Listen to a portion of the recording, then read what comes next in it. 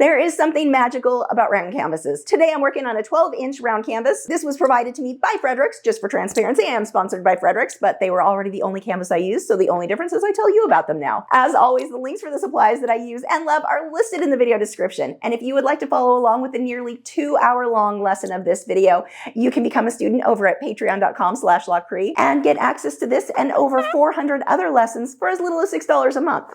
What are you doing? Don't bite the canvas. That's just mean. You want to give it a kiss? Yeah, good boy. Well, let's check out the layering process for this painting.